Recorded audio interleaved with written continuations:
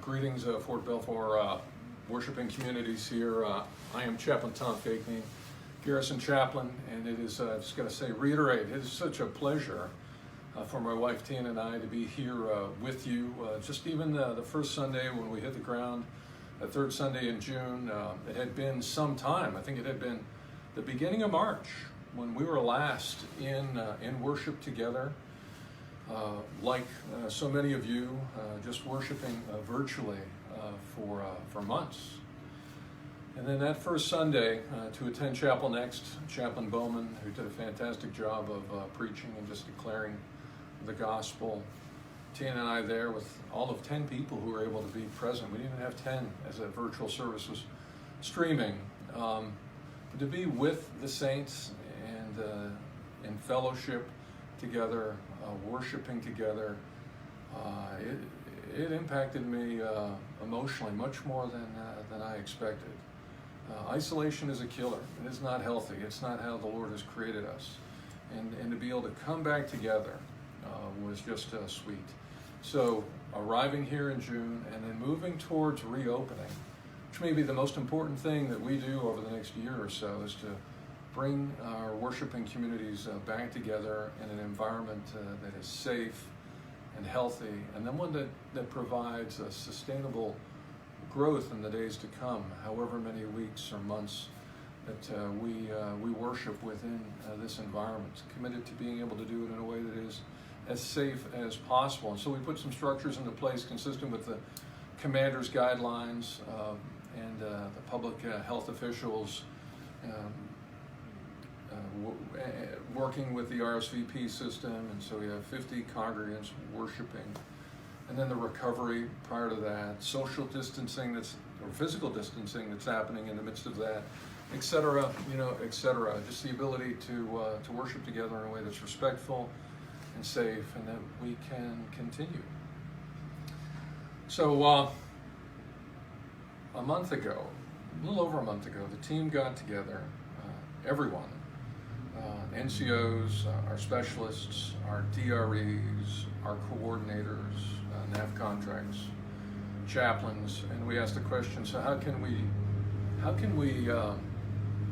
reopen and deliver religious support through the next 6 months in a way that will be safe, it'll be provide a healthy environment and an opportunity even for our congregations to grow.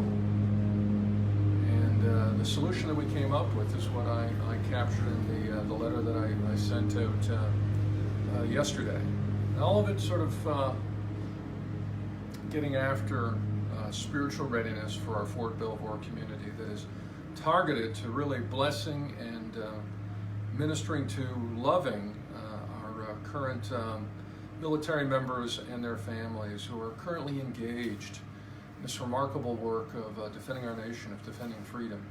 It's humbling to see the generations that have gone before who are part of our worshiping community and carrying those colors and defending freedom, focusing in on loving and supporting, mentoring, coaching those who are currently engaged in the fight. And so we as a worshiping community are getting after spiritual readiness. The why, it gets down to freedom. And for me, that freedom is originated in really, as a Christian, the love of God and how He has set me free and set us free as a community, and to incarnate that freedom. And how that works out is in worship with our worshiping communities in a way that is consistent with each faith tradition. And that's kind of the what of what we do, is that worship that we're trying to support here throughout the week. Monday through Sunday, worship is happening here within our facilities. And each faith tradition has needs and requirements.